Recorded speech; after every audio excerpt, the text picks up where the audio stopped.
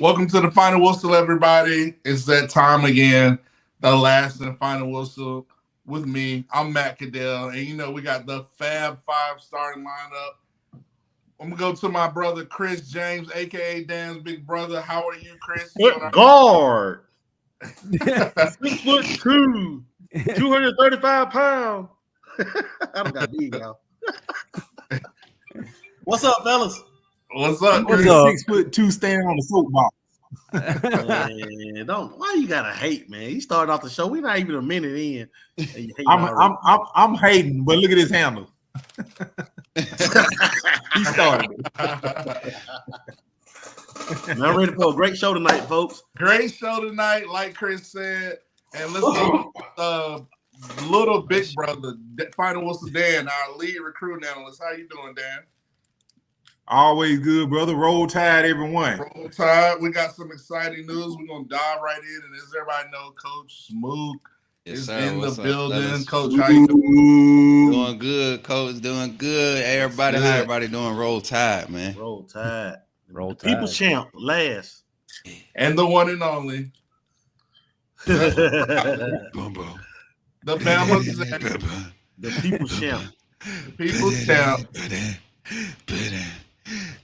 Justin Riley, how you doing, Justin Riley? What's going on? And as always, Bama Nation, acknowledge me. Are you not entertained? The man that puts it all together. Well, yeah, Justin. Cassandra's already got a question for Matt Cadell. Matt Cadell, what did Tennessee do that everyone knew they would? What did Tennessee do that everyone knew they would do? Beat Tennessee. They just beat low down. They some stitches. Garbage truck convention orange. That Neyland Stadium is a garbage truck convention. It's that throw up orange. It don't sit with you. Sit well with you. I can't stand Tennessee. I hate Tennessee. Hey, Justin, they got that ISS orange. No, not ISS orange. ISS orange. That dirty school bus orange. Folks, if you're watching live right now, hit that like and subscribe button. That's how we get better every week. Share what you see here. Hey, if you're here every week in the chat, you need to be sharing it with all your family, friends, whoever it is, ex-girlfriends, baby mamas. I don't care who it is. We need faces, names. If you're in the comment section after the show, go ahead and leave us your thoughts and disagreements. If they're disagreements, we'll just delete them and forget they ever happened. As always, we're brought to you by Workspace Solutions and Meld Financial. We have got quite an exciting night ahead of us. Let's go ahead and talk about the biggest thing that just hops off the page. Earlier today, the transfer portal has dropped someone else off at the bus station in Tuscaloosa. Tuscaloosa, that is, not Lucia. And that is none other than a Raging Cajun, or former Raging Cajun, Trey Amos.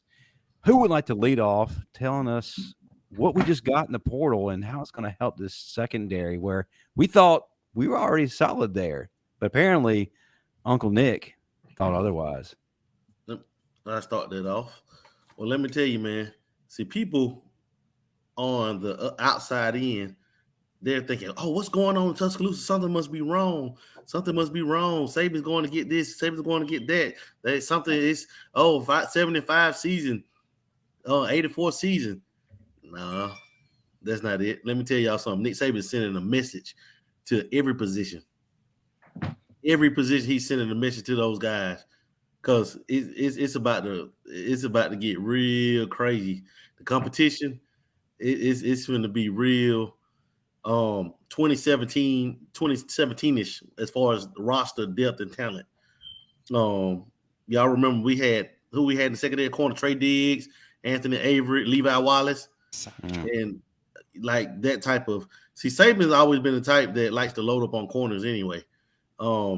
Even if if he could rotate three guys, that's what he really would, because he rotated three guys that year that played a lot or whatnot. So Amos, all he does is just solidifies a corner position that really has one proven guy that we don't have to worry about in Kool-Aid McKinstry. Terry Arnold, he's kind of a question mark. He's a great talent, but I think that he will be better suited out as a star or safety. But this Trey kid, he definitely brings competition to the DB room, to the cornerback room, and he's a player, man. I'm a big fan of him. LSU thought they had him; they really wanted him. So LSU has a nice track record of corners, just like we do. So if LSU really covered him, that means something too. So to get him in the fold, he's a ball player, man. The kid he's tough. He's big. He's 6'1", almost 6'2", close to 200 pounds. So he's a big physical type of corner that Coach Saban likes to play. Well, dang, Matt Caddell, looks like LinkedIn has migrated over here to our show from Ron said. He wouldn't mind booking you. He wouldn't mind booking you at an event next weekend, autograph signing. Listen, I'll see what I can do. I got, I'm booked everywhere. You got to get with my assistant, But right now, I'm going to pick it back off Chris. I think what Coach Saban, I'm going to be short. I just think Coach Saban is looking at, he's looking to get quality depth. He just wants depth at the positions. And I think he wants like SEC quality depth where he can, rotate some guys, move some guys around. You mentioned Terry Arnold. Maybe he could be a safety. He could be a star. He could be a corner. I just think Saban's looking for just SEC quality depth since we lost Fagans. And like Chris said, he's trying to make a message. It's competition. So, it is what it is. I'm interested to see if we still get that key guy. So I'll go to Final Whistle Dan for his comments. Dan, you all right? Oh, never mind. Coach Smooth. Sorry, folks. Final Whistle Dan is streaming live on a CB radio. So the quality. The look of concern in your eyes, man. He said, "Man," but to get back on Trey, man, like let's just talk about like the physical body of work that we're adding to the secondary. Another long, tall cornerback, not a defensive back, a corner. This guy's another cover corner. We got. I feel like we're getting another chance with a bigger, more physical Kyrie Jackson. Not even bigger, but a guy that go look at the film. He's a lot more athletic and can play the ball. He plays the ball very well in the air. And we've played the Raging Cajuns, and I don't know if y'all remember this guy, but his freshman year he was on the field. I mean, a sophomore year I think that was. He was on the field against us. So he's seeing SEC type talent every year. They're somebody's cupcake game. They're somebody's cupcake game 2 or 3 times a year. So I don't think that's going to be an issue for him. But the body of work, just how his physical makeup is going to be able to fit in and mesh with what we're trying to bring into the secondary. And hopefully that physicality can carry over. And like you said, Chris, and that was my immediate thought. Like, okay, Saban, we have Earl Little Jr. He looks ready, but you don't want to throw him into the fire. You want to give him a chance to kind of do like Kool-Aid did, at that freshman year where, Kool-Aid was kind of forced into the fire, but he had kind of was able to play snaps during the season in garbage time and kind of get that mid-game experience. He was able to get his first start against the cupcake game. I forget who we played that year, but Kool-Aid was able to capitalize off of it that year. And then at the end, when he got forced into that role, you could see where he was still kind of raw and kind of green.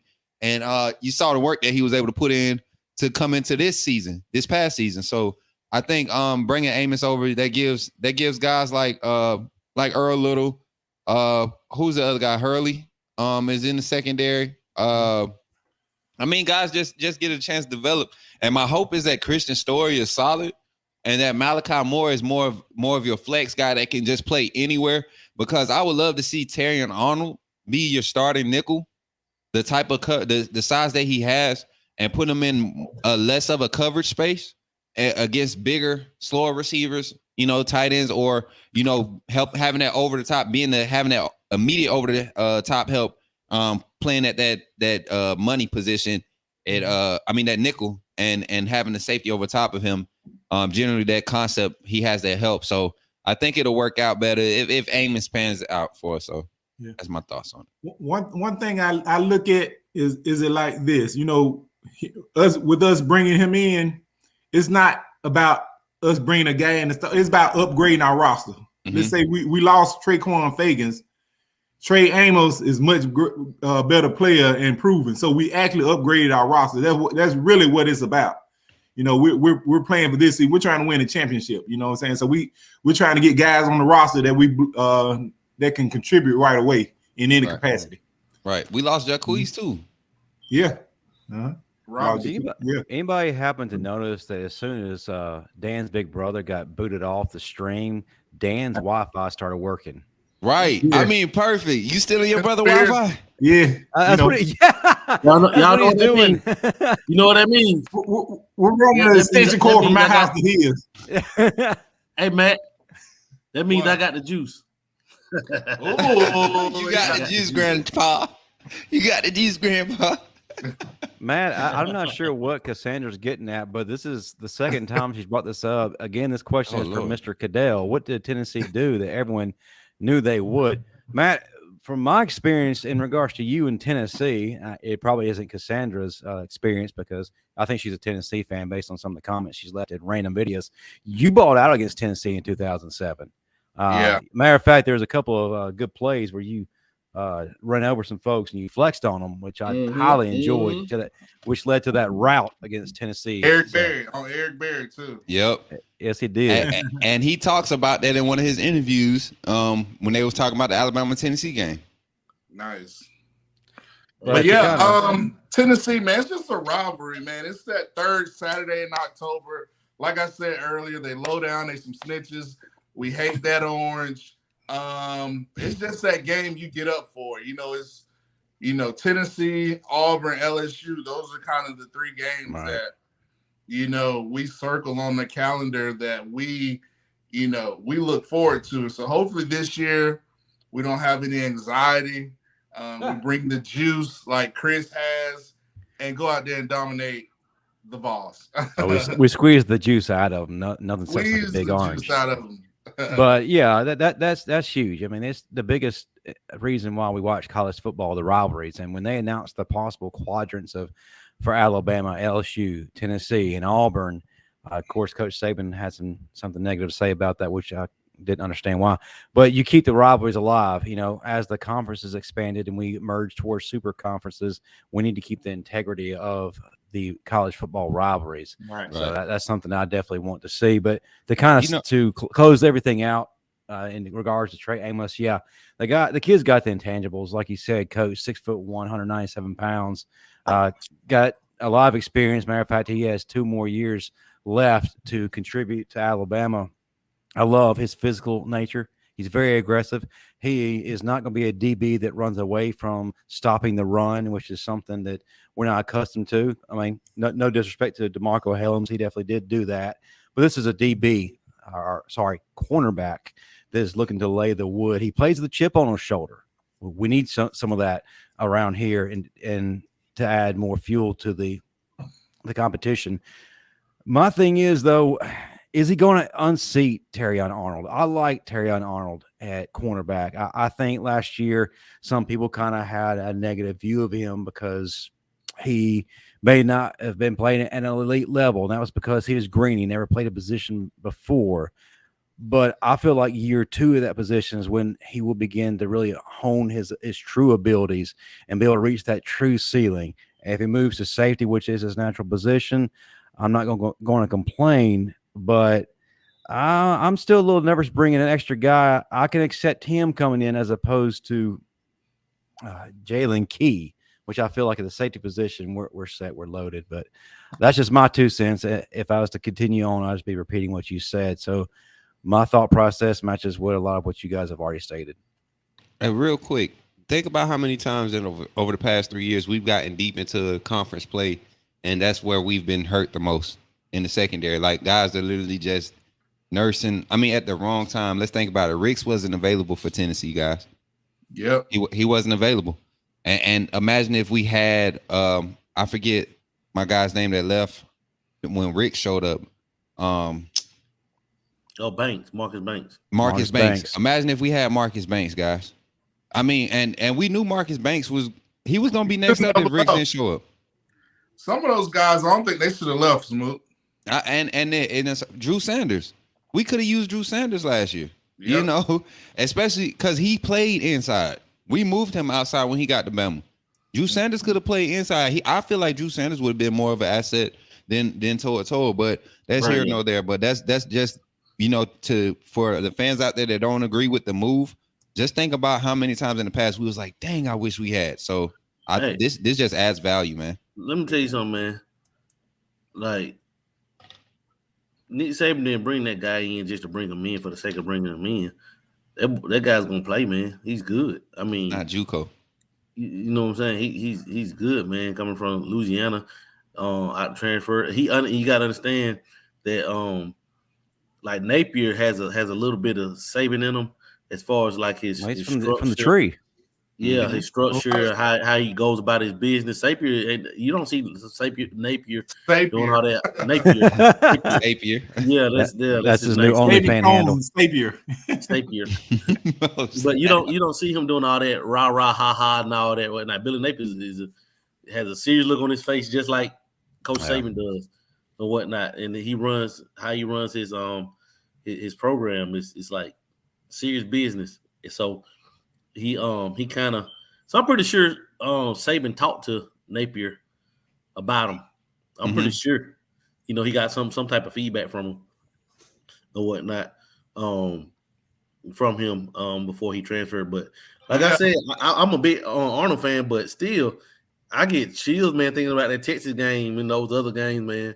You know, but that was early on, though. You can't really hold it against him. When that Tennessee got closer. Yeah. But at the same time, I'm gonna say this: it was Pete Golden's defense, guys. Like, yes, that is very true. It's like I think with Kevin Steele, his scheme, his fundamentals, T-Rob, Coach Saban, bringing that juice you mentioned earlier, Chris. These guys are ultra competitors. Like, we got nothing but alpha dogs in that secondary. So only the best gonna rise to the top. These guys are gonna play really well. I just think, like Chris said, Coach Saban just upped the ante and increased the competition. So, it's going to be up to those guys who come out on the field and make plays, take advantage of their opportunity. No, Dexter. No. I was gonna. We need to put that comment. Oh yeah, Dexter. Nah. You sleep, bro. You sleep. Hold up. Hey, not even close, brother. Act like you meant to put the other words around. All right. Yeah. You put the names in the wrong spot because Kool-Aid. Well, before you cast him to the sun, if Dexter, if you got something to back up the claim, please feel free. No, I'm just saying he put to cast. I'm gonna switch my hot take. Right there. There it is. Right? There it is. Justin, don't be feeling sorry for him. Nah, I ain't feeling sorry. If we're going to have a debate, let the man present his case before you just rail on him. Ain't no debate, Justin. Ain't no debate. The film, the game film shows, Justin, the Kool-Aid was the most improved corner in the SEC from in the country. But from SEC, he head and shoulders above everybody. Nobody in the Alabama secondary talking about improvement wise. Even Branch was solid last year. He just continued. Branch been solid. Yeah. So you talk about improvement and playing better overall production, not getting the ball thrown to him. But one time, let me tell y'all something too. Let me tell y'all something too. What folks don't fail to realize, that was Kool-Aid's first time fully focusing on one sport. The first whole off season of development, as opposed to having this time split with basketball or whatever else he was doing. It's strictly football. When you take a talent like that, man, and get him to hone in on one thing, sky's the limit. Watch this jump from his junior to senior year. He's not giving up nothing, brother. All right. Well, and that's why I think that based on what I saw from Kool-Aid's progression from year 1 to year 2, that Terrion Arnold's going to have the same kind of experience. And I feel like what we're getting he has a greater ceiling to possibly produce even greater than that Thorpe Award guy. Mm-hmm. I mean, I could see that. That's why I said him at nickel would be more ideal because he has the build for it. I mean, the advantage was his against a tight end, against a shorter slot receiver. You know what I'm saying? Like the advantage is his because he could get physical. He's closer to the line of scrimmage. He's a reliable tackle guy. You know what I'm saying? I don't think it's nothing for him to put on 5 pounds, 5-10 pounds and play at 205, 210 as a corner right there at the star, man. It works out good for him. But y'all have to take Earl Little's gonna be he's taking a spot. He got one of them 5 spots. I don't care. Caleb Dine, Earl Little, and Kool-Aid. Those are 3 100% solidified. He gonna put Terrion out there just because of experience, because he knows Kool-Aid. Like you look at Kool-Aid freshman year. To your point, Smooth. Like he didn't look the best. He came in. He looked a step slow. Yeah. He looked. He was just trying to learn the game. Yeah, but once he made that thrown into the fire. Yeah, once he made that transition to year 2, I think Terrion Arnold can have that next transition, that big step too. And my thing with Terrion Arnold, he needs to be our Eddie Jackson. Like to your point, I was just about to say that. He needs to be our like he can play safety, he can play nickel, he can play star. Especially when we get in this long season, SEC season, if we have somebody that kind of gets mixed up, we can either put him at corner or safety or star. So that's how I hope, T-Rob and Coach Saban uses Terrion Arnold. One more thing, man. Kool-Aid is a corner. Arnold really is a safety playing corner. A huge difference.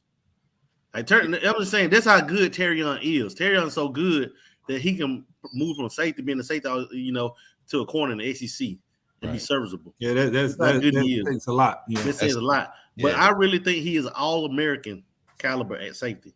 That's me. Just being what I know, what I see, and what I think that guy could end up being an Eddie Jackson type of guy if he was moved to safety. True sophomore or redshirt sophomore this year? Redshirt sophomore. Okay, so junior year, redshirt junior year, first team All-American guaranteed, and especially with guys like Earl Little and Eli Ricks coming in. You know what I'm saying? But those guys behind him, as the younger guys are under him, that gives him more flexibility. We already know what them guys bringing to the table, what they ceiling looking like, what they bringing to the table now. And one more thing, Justin, kind of get off of while we're on the DB thing. Y'all got to understand, man. Our second team A-Day with nothing but freshmen, 2 freshmen. They didn't look like it, man. It 2 plays away from having a kid that reclassified and skipped his senior year in high school. Yep. In Ricks, and having a 5-star corner from North Alabama. What's my guy name? Hurley, Jaleel Hurley. Yep. We're two plays away from them two having to depend on them to man it down. Because if Kool-Aid sprained ankle, Kool-Aid, something happened to Arnold, Earl Little had to play the star. So we're 2 plays away, man. Yep. Could happen in one play. and you know what I'm saying? We've seen it. I feel tremendously more confident if that happens because we don't have Pete Golding making the call, a guy who didn't make adjustments, a guy who did not put people in the right positions and did not play to their strengths. You got Kevin Steele, who's going to have people where they should be, but most importantly, he's going to develop these guys. We didn't get that from Pete Golding. Pete Golding's got a bunch of 4 and 5 stars. Congratulations to him as an excellent recruiter. I give him props, but all he did was just put chess pieces and said, "Okay, go play," and that was the extent of his ability as a coach. Now we got Kevin Steele, who's going to develop guys. And then I think that T-Rob, as great as he is going to become greater. I feel like he's handcuffed last year because of Golding. And I also feel like Freya Roach is handcuffed because of Golding. You're going to see something completely different this year. And I was just about to allude to that, Justin, because of the simple fact that Kevin Steele knows how to simplify things and get guys to be so efficient in the simple things that when it's time to add on to or to, adjust scheme, it's not a change. It's like, all right, we're already proficient. We're already efficient with our simple things, knowing our assignment, understanding the coverage, understanding the assignment. Now all I got to do is just let it happen because it's what we do every day. Kevin Steele is Auburn. I keep alluding to that Auburn defense under Kevin Steele. The year I think their whole front, the front 3 were out when they came to the Iron Bowl. And they still they gave us a game. They gave us a game, y'all. And it's just about a mentality, man. And like we said, Pete Golden didn't have that mentality. Kevin Steele is bringing that mentality, physicality, man. It's going to be crazy this year, guys. And that's why I have great reservations for anybody who is commenting negatively against Kevin Steele coming in here. A lot of fans who don't understand football are throwing in his Miami situation. Miami is a dumpster fire. There is nothing you can do, regardless of who you are, that can correct that whatsoever. They haven't even won an ACC title. Not in 1 year. My thing They is, haven't won an ACC title. My thing is, okay, before you make that comment and show the fact that you don't understand football, did you go back and watch film from when he was at Auburn? If you watch the film, the first thing that jumps out at you, Auburn had zero offense. Zero. That defense was able to keep them in games. Was allowed them to get to 500 or better. That's not a bad coach. That's a guy who knows what he's doing. Right. And I like this comment by Roll Tide 65 about the stats. You want me to tell you why Kool-Aid's stats as far as pass breakups and stuff is the way they are, why they're so low? Because nobody's going to throw his way. Right. Nobody. Right. The Tennessee game, they threw at him once. He had one pass breakup. The one pass that was in against man coverage, his pass breakup was the one that they threw at him. Go watch the whole game again. Kool-Aid did not have a pass thrown back his way that whole game. Everything was thrown under Kool-Aid in linebacker zone, or it was a run play to his side. And he played solid that game. Still had 12 tackles that game against Tennessee. All right. Had a pick and they took it back. All right. Now, before we jump to some of the other subjects, we're going to get the most important, not really important, the most fun part of the show, and that's crazy fan hot takes. You know you love it. We love to expose trolls and utter nonsense, and we got some good ones tonight. Who would like to go first? Me. All right, Dan, if your Wi-Fi can hold for more than 2.5 minutes, we will give you the floor. That's hilarious. All right. Yeah, this is from article on Fan. I think it was Fan site. I think I got it from. It says Alabama desperately copying Georgia with Stetson Bennett, the fourth clone. Talking about Tyler Buckner. So, what do you guys think about that? Copying. Much success at Alabama. We become in the last 5-6 years. We become quarterback U in the NFL, but we're chasing Georgia when it comes to quarterback. How is it copying? When, go, Justin. Oh, I'm sorry. Okay, yes, we have been elite the quarterback position the past few years. Jaylen, Tua, Mac, Bryce. But before all that, what do we have at quarterback? And no disrespect to AJ McCarron, I think he's elite too. But we had game managers. We were already doing that. We had guys that we're not going to get you in trouble, that we're going to do what they're called upon at the right moment, but we're going to rely heavily upon a strong running game, an utter destructive, nasty front offensive line and tight ends to do their thing. All right. So when we go back to what got us to the success that we experienced, why all of a sudden are we labeled with, we're copying Georgia and we're desperately doing it. We're desperately copying Georgia, and we are trying to recreate a clone of Stetson Bennett, who looks like a cross between John Mayer and a troll. And also, I want to give you the author's name. It's John Buehler, so everybody can write him, light him up on social media. John Buehler, Buhler. Are we serious here? If we're gonna find Muted, that Chris. Bennett clone, we gotta go to the nearest nursing home. Hey, let me tell you, man. But the only thing Buckner had in Stetson Bennett, there is absolutely nothing as far as styles or anything that, as far as the only thing they have in common is Stetson Bennett is a leprechaun and Notre Dame's mascot was a leprechaun. That's it. That's it. That's the only thing they have in common. I mean, other than that, the measurables don't add up. What's Stetson? 5'10"? Yeah, maybe. Tyler Buckner 6'1", 6'2". He's 5'10" in stilettos. They 5'10" in Prince boot. They say the The Irish boots like Prince to used to drink wear. too, right? Yeah, Stetson like to drink. We know he like to You party. remember those boots, those heels Prince used to wear? Yeah. He's 5'11" in those. Them pilgrim shoes with that gold buckle. He's 5'11". The Prince shoes.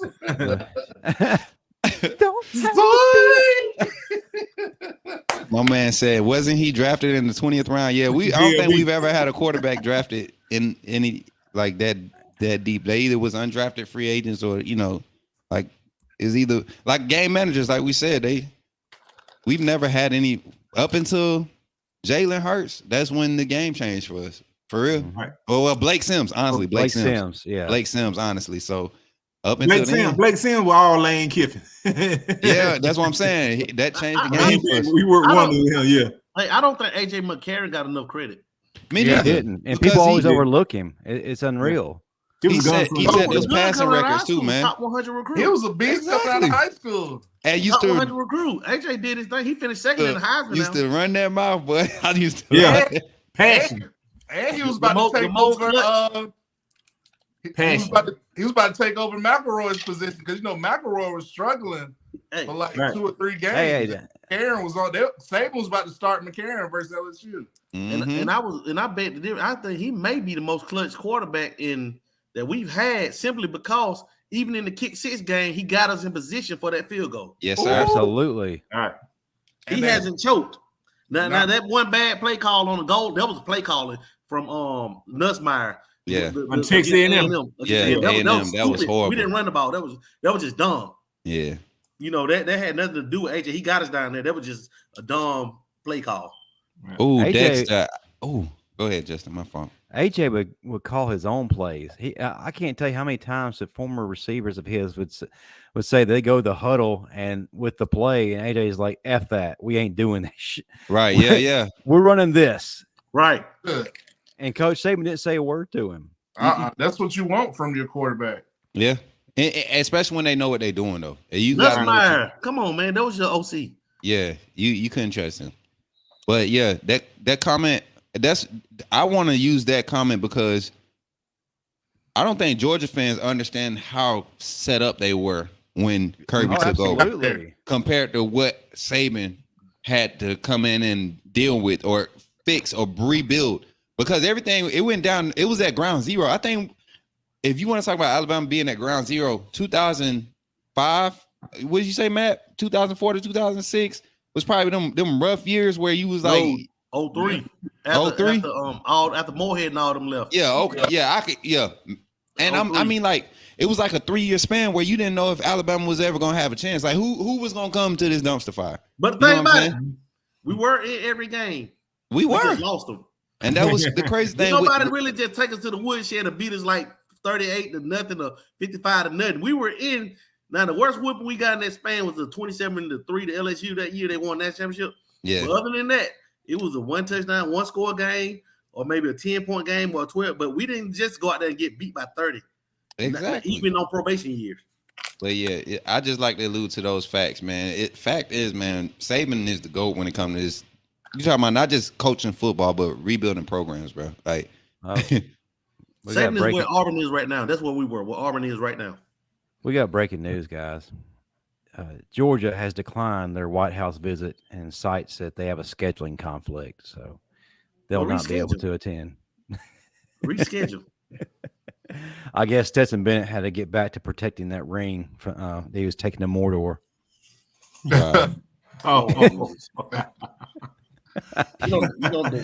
But who declines the invitation to appear at the White House for the national championship celebration? What better things do you have to do? Stop. Come on. Think about the last 2 presidents. Stop. But still. Let's stay off politics. Yeah, that was about to say. Come on. I wouldn't go either. I would go see comments.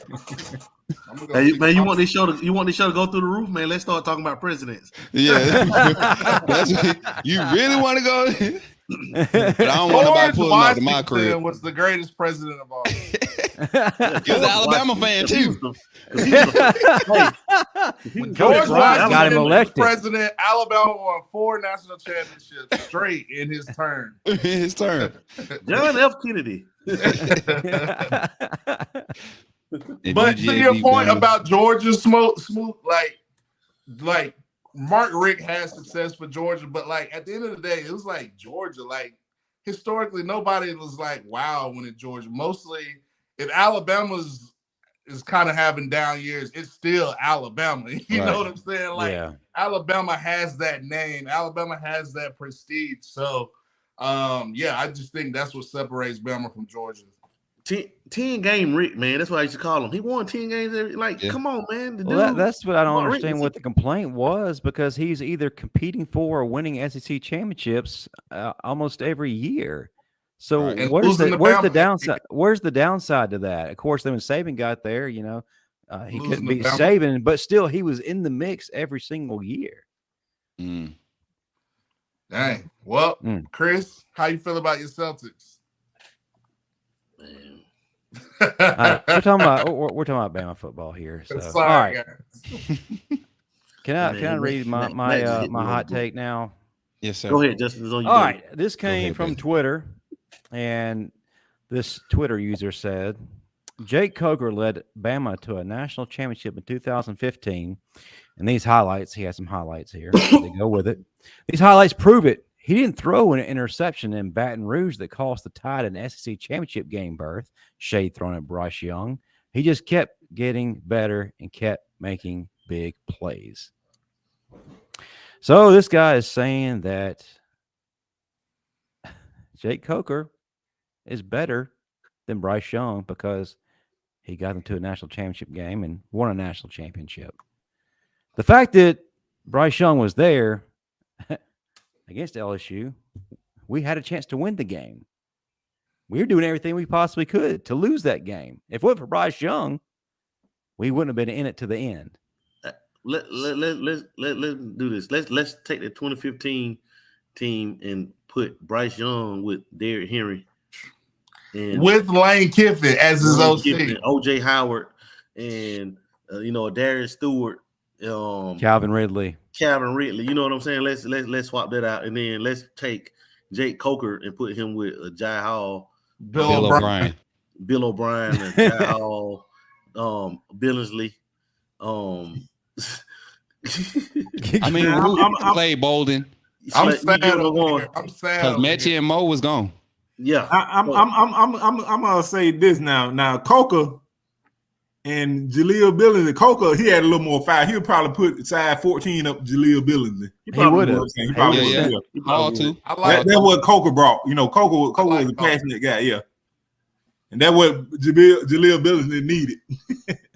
But you talking about two totally different quarterbacks.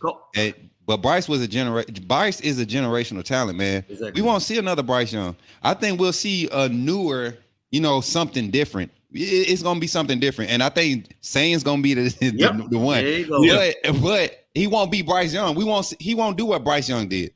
I feel like Sain's gonna be like deep ball. He probably gonna set the record for most 40-yard completions to receive. Cause all that speed he gonna have to work with. I really believe that Bryce Young was the only quarterback that could have done it to that Georgia defense in 2021. I meant. Oh yeah. Yeah, that was historically.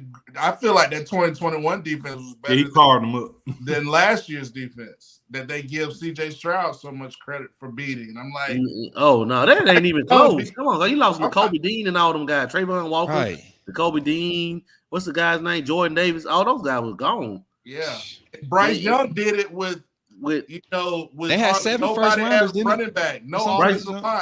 Bryce Young had 800 yards passing in 2 games against Georgia last year with no help. 800 yards, man. With 1 game, he had freshman receivers. That's crazy. Let that sink in. And bad play calling, Bill O'Brien. Right. Yeah. We're not gonna let that slip, Matt. We got to make sure we highlight that. The coordinator, you talking about? Bryce with Lane.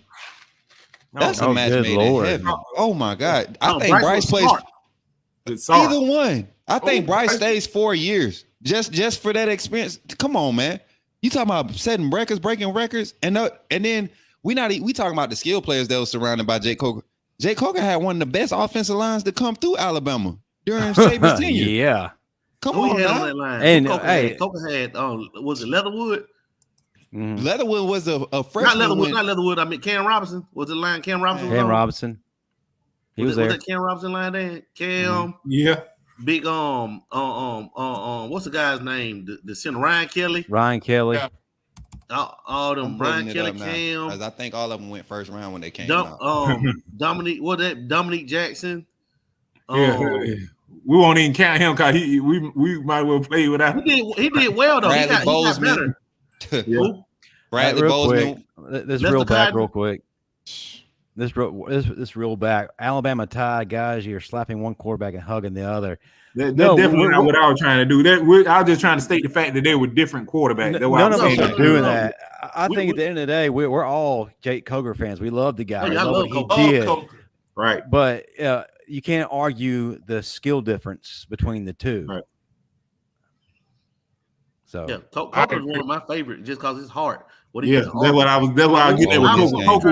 Coker was a leader. Yeah, absolutely. The point we're trying to make I'm not saying Bryce wasn't either, though. But the point we're trying to make is there hasn't been a quarterback on Bryce Young's level that to put on Crimson as far as just the skill level that he brought.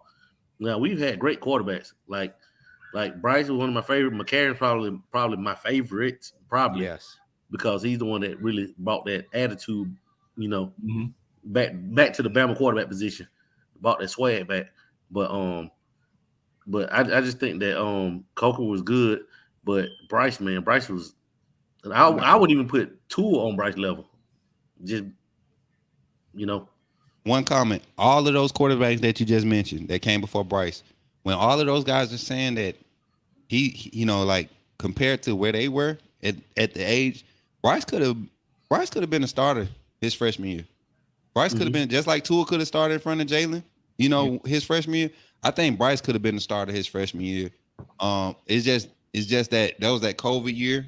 He didn't have a spring to really showcase anything. He didn't have a fall. It was like, come on, man. And he came in when he got mop-up time and looked like he had been there already. So it's one of those things, man. You just won't see another Bryce Young. We won't see it. I don't think we'll see another Jaylen. He gave us a different type of Bama quarterback when he came. Blake Sims, all of them did their own special things, but don't discredit, what Bryce had to go through. You know what I'm saying? You always put the bell on me on the pitch. Yeah, because you need to shut your damn mouth. Wow, man. New hot take. Just like every week we get the 30-second response closing takes. You take 5 minutes. Nah, that was like 12 seconds. I'm gonna leave it alone. It's all love, guys. We're brothers here. Okay, before time gets away from us, let's go ahead and talk about breakout players. I know y'all have had some time to think of who may possibly be your candidate going into 2023. We're going to start with Mr. Matt Caddell. Who do you have? Do you have one, or do you have one for each side of the ball? How are you feeling? Secondary, I'm gonna go with Earl Little. Obviously, you can go Caleb Downs. But I'm gonna stick with Earl Little. I think his time has arrived. I think his work ethic, the way his athletic ability, the development he's made, I think he's gonna have a big time year. I'm looking at like maybe four picks, maybe, where it really helps solidify this defense where Alabama secondary is historically good. So I'm gonna go Earl Little. Dan's big brother. Earl Little. Final whistle, Dan, the one that really counts in the family. That's right. the guy we were talking about earlier, I'm saying Terrion Arnold, he's going to find a way to have a breakout season. I expect big things from him. Offensive side of the ball, he's a little less talked about receiver, but y'all watch Ja'Cory Brooks. Man, we said player, man. I ain't said no players. You see, actually, did you not just have your time? Mute him. Take them off. Actually, Chris, if you rewind the tape, I said if you have more than one, you could voice that. He doesn't listen. But instead, Chris Why just he likes little to talk. See, I don't think he gets to talk in his house very much because I think that everybody else in the house rules. No. Dan took up all the time at the table. By the time don't make me come down there. Don't make me come down there. Is that a fat joke? Stop stumping.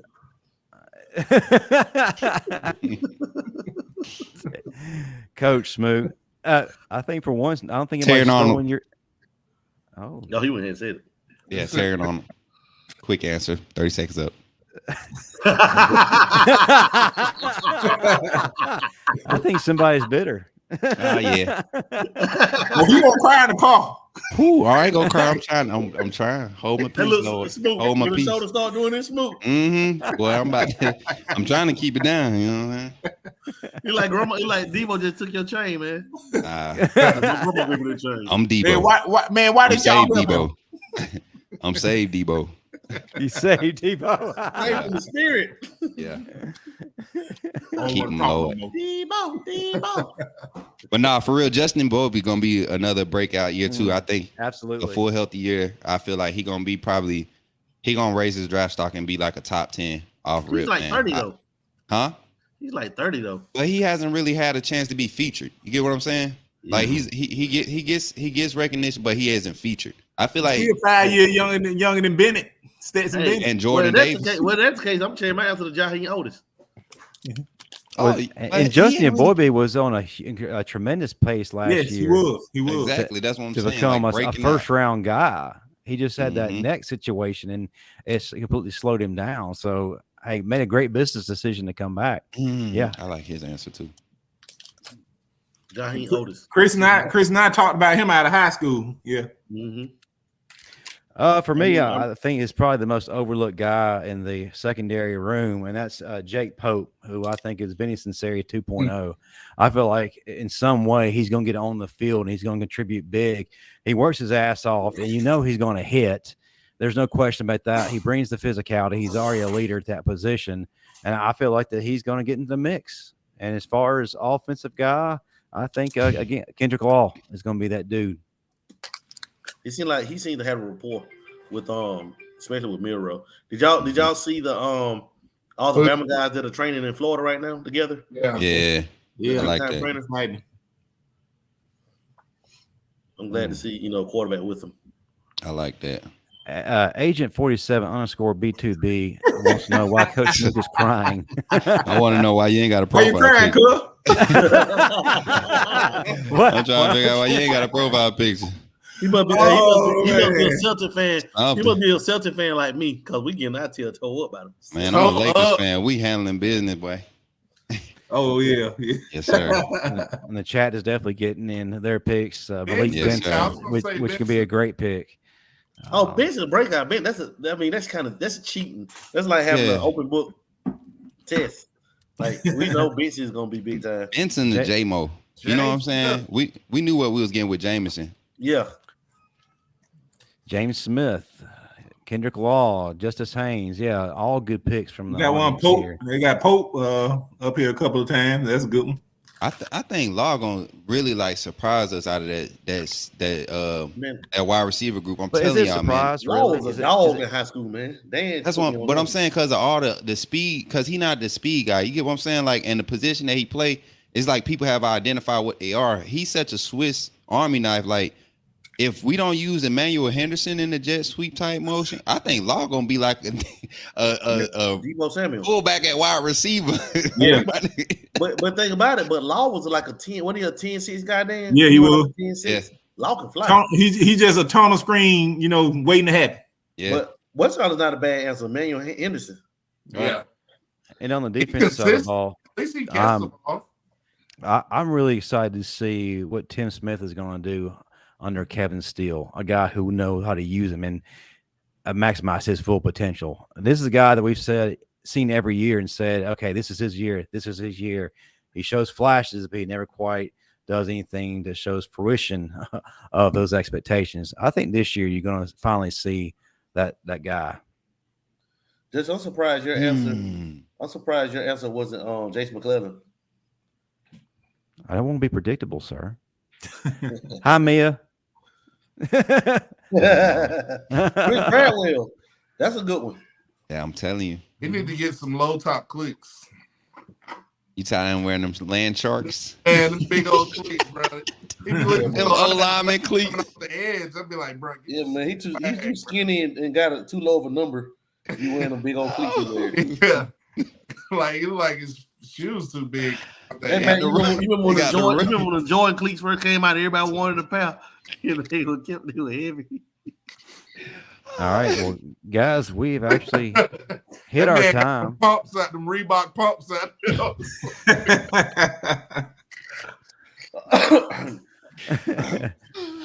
Get ready to laugh. Get ready to laugh. Y'all remember the first Kobe's, them Adidas, them robots? Oh man, yeah. Ugly gold shoes, yeah. Justin had a pair of British Knights. Man, I was about to say that. Damn it. You stole it from me. I had some LA gears that light up on you. Y'all remember E-Tonics? Yeah, hey, Dan ran track at Saucony's. I did too. For real. I ain't even gonna lie. Chris, you had Brooks. You had old Brooks. He also had a pair of pony. He had some Voights. Not Voights. Still at Walmart. Boy, I've got hey, it was Spalding. What was the other one? Paulding. Yeah. Rollins. Rollins baseball cleats. Yeah. Football practice. Bro, what? I remember I had some Mizuno's. Chipper Jones wore them, didn't he? Just Oh yeah, that was old back in the day. No baseball shoes, yeah. The Mizuno's. Chipper Jones. Actually, I heard that Matt rode up to practice with those the ones with the lights in them and it had a little skate. LA gear. I did. Oh, with the skates in them? Yeah. Wheelies. Matt skate across the hallway to the bathroom. I heard catapults. I heard he once ran a dig route against Tennessee and got a first down. Wheelies. I did. What did we ever find out if Miss Ladyman was a Tennessee fan? Because she was adamant. I really wanted to talk about Tennessee because they really been chirping this offseason, y'all. My homeboys, man, them Tennessee fans, man. They've been chirping. It's amazing that a team that's 1-16 against Alabama. Oh, that's a good one. This is a great one right here. Right here. Oh yeah, Chris. Now we talk about this all the time. Dang, this is tough. Can I go? Yes, you can go. Rolando McClain, because he set the tone. He's the first. First of all, hit the like and subscribe button, people. Go ahead. Rolando McClain. CJ Mosley. Oh. And Reuben Foster. You know, 4 people on Mount Rushmore. You got one more. Oh yeah. He didn't. Lord help me. Y'all got to bear with me, man. He didn't pay the rest of the real estate. Hey, inside linebacker. Inside. The fourth one would be. Oh boy, that's tough because Harry Toto. You had Dante Hightower. You had Reggie Ragland. You had Rashawn Evans. Who you picking? You got to pick. Come on. I'm going to go Rashawn Evans because of his versatility. Right. Dan, why you froze? Oh, okay. I thought you were froze. I was in shock, Mount Rushmore. You shut up, man. I'm thinking about Mike, Sam, and Will. You get where I'm coming from, don't you? Y'all get where I'm coming from. I don't get it. Mount Rushmore. I was just thinking Mount Rushmore inside linebacker Mike, Sam, and Will. Under Nick Saban. That made it a lot easier because when you say Alabama, you just got so many. But under Nick Saban, I'm right there with you, bro. Mine was the exact same ones. Who's yours, Justin? No. Hush Moo was going to name Corey Reamer. That's who he was outside. Keith Oakland. Oh God! He's watching the show tonight. You better stop. I know exactly. Come on, he was a baseball player. That boy was an athlete, but he wasn't the best inside on the hit. Trey can hit now, Matt. Trey DePriest, he could hit. Yes, sir. Hey, yeah, man. What's other boy name? Used to back up. Nico. Yeah. Hey, let me tell you something about Holcomb. I would put him. Let me tell you something about Holcomb. You line them all up on the line, and I'll put him in the foot race to beat all of them. Yeah. Hey, don't Because forget I about felt like he could have been a nice strong safety too. underrated hard Damn good hitter. athlete. Darren Mustin was a hard hitter. Hey, Mustard. Matt. Yeah. But as far as mine Mustard goes, was old school. Hey, y'all remember Matt? All right, Collins? Chris. Ding, ding, Sorry. mute him. Go ahead. all right, for me, Rolando, Dante Hightower, Reggie Ragland, CJ Mosley. Okay. Here, man. I got Rolando. Well, we are out of time, so thank y'all for tuning in this week. We greatly appreciate that. And if you really want to hear what Dan has to say, you can check out his live stream on his OnlyFans tonight. Promo code DSNut69. Oh man. Weekend. Oh, he loving that. Little brother's loving that. He had it for already too. Now, All right, Come on, Dan. we'll go ahead and then we'll take the greatest position, and then we'll do our closing. well, now let me take the 4 wideouts now. Then everybody knows the Mount Rushmore linebackers. My top 4 wideouts: number 1, Devontae; number 2, Amari; number 3, Julio; and number 4, Waddle. I'm going Cooper, Smitty, Judy, possibly Waddle. I'm going. Well, you got to go with the Heisman winner. You know, it was him and Cooper 1A, 1B. Cooper, I think Cooper was better, but I just think Smitty did more damage. Had more accolades. Cooper, the best route runner I ever seen. Yeah. Cooper and Judy. Cooper, Smitty, Judy, Julio. And Waddle sliding right up underneath Julio and Ridley. Smitty, Coop, Julio, Judy. Y'all should be ashamed of yourselves. What, Justin? Darius Hanks, Brandon Gibson, Matt Caddell, Brady Millens. No. Millens did come on the it's a top 4 wideouts. I'm just kidding. Yeah, top 4 wideouts. Now, my real list, and one name I'm gonna have on here. Y'all should all be ashamed that you didn't mention his name, and especially Alabama football players. Devontae Smith goes without saying. The Deuce, David Palmer. Come on, guys. Yeah. Amari Cooper and DJ Hall. Hey, I feel like David Palmer and Waddle, you're getting kind of the same. Same. That's the only reason I went with Waddle. man, I don't care what era. Smitty, Cooper, Right. Judy, Julio. Them four right there are the Mount Rushmore. I don't care what era you're in, simply because they just had each of them had something you couldn't coach. I'm calling DJ after the show. But my favorite receiver though, my boy right to the right up top to me, Matt Caddell. That's my favorite. Matt and Pro Throw are my two favorites. Freddie Millers. Freddie Millers was my guy. Pro Throw and DJ Hall, because I just came up in that area. Yeah, Pro Throw, of course. Pro Throw. Yeah, man. Freddie was about to beat up Dan. Yeah, he gonna tell you. Oh man, that's a funny story. We gotta save for a later show. Yeah. No, we got a few minutes. I feel like we got time.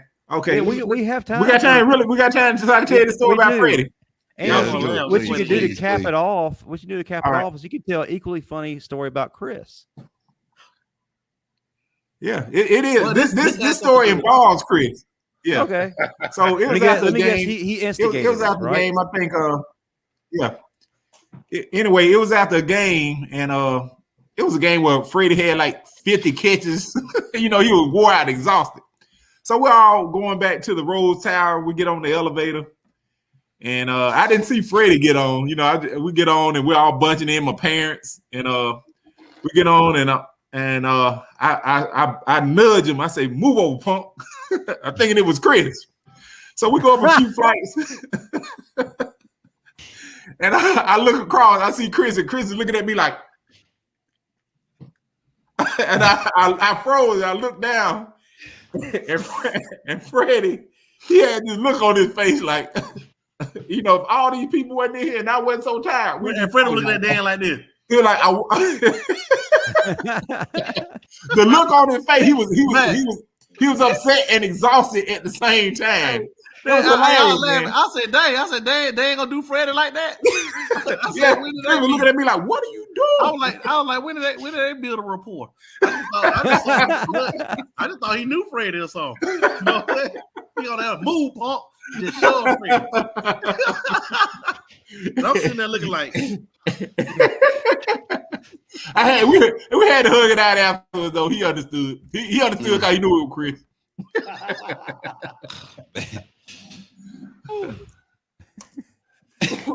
Man. I also said follow that up with a story about Chris that's equally embarrassing. Chris? Man. No, we're gonna say that one. We'll say that for final one. Yes, so we've actually ran out of time. So let's go around the room as we always do as our closing segment. Tell what's coming up next, how folks can find us on our socials. And I got a feeling that our usual is about to kick off. So get ready, chat. Yeah. Chris, James, what are you doing? Getting ready? Can I go first? Yes, go ahead, Matt. So, you can always hit me at Football University, but at the end of the day, it's about the final whistle. And I found some research that Brad Bohannon has an OnlyFans. It's called Bats and Bets. And not only will it be 2 legs, it's a 3-leg parlay. And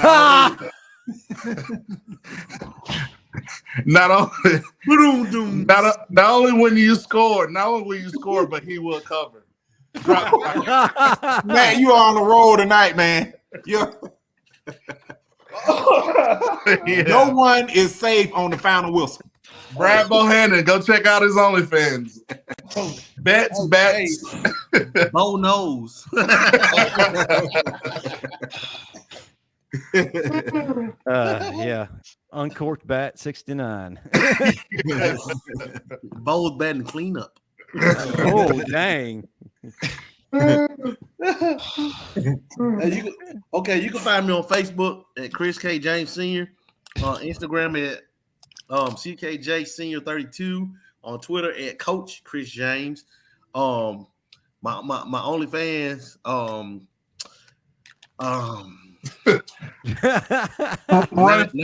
99 plus 1. In the backfield with Chris James. The Lone Ranger. Busting through the gap with Chris James. Oh my God. Stand in the gap. The overload. Oh no. And honey.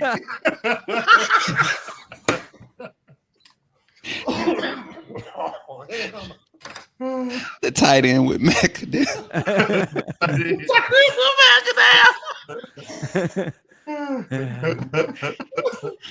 Long snapper. Oh man.